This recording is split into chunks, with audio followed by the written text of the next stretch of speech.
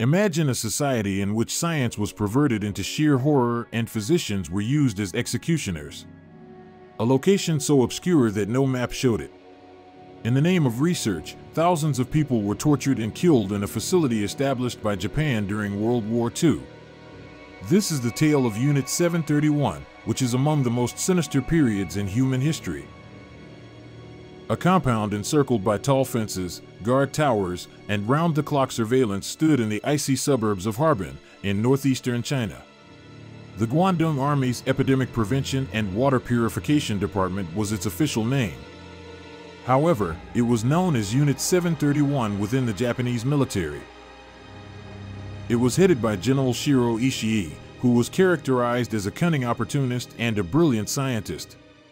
His plan was straightforward but horrifying: to give Japan a lethal military edge by using humans as test subjects for the development of chemical and biological weapons.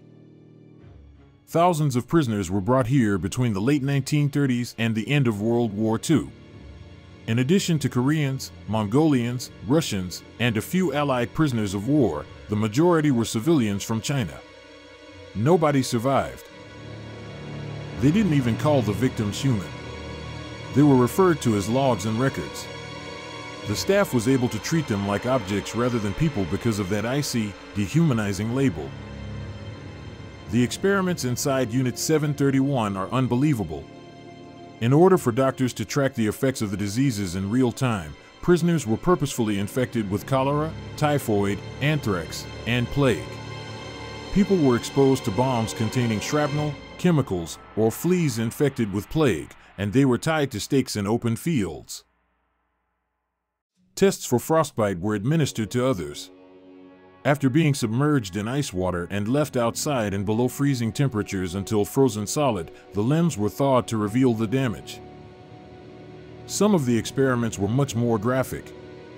In order to study how diseases attacked internal organs while the patient was still alive, vivisections, surgeries done without anesthesia, were performed. Despite their screams, the subjects' pleas went unanswered. Additionally, Unit 731 experimented with poison gas, dehydration, extreme heat, and starvation. Every outcome was meticulously documented, not to save lives but to refine techniques to end them. The horror extended beyond the compound. Tens of thousands of people died as a result of outbreaks caused by Japanese forces releasing fleas carrying the plague into Chinese villages. These were intentional field tests of biological warfare, not accidents. As Japan's defeat approached in 1945, Unit 731 killed the remaining inmates and destroyed a large portion of its facility in order to remove any evidence. Tens of thousands more people are thought to have died as a result of its field experiments, and over 3,000 people are thought to have died inside its walls. Like the Nazi doctors at the Nuremberg trials, the world expected those responsible to be held accountable after the war. In a startling turn of events, however, the United States offered immunity to a number of Unit 731's leaders in return for their research data.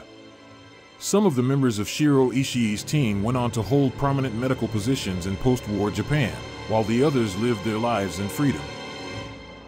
The truth about Unit 731 was kept secret for decades. Official documents were destroyed, survivors' voices were muffled, and governments were unwilling to face the past. More information has only recently surfaced, serving as a sobering reminder of what happens when science is used to further cruelty rather than humanity.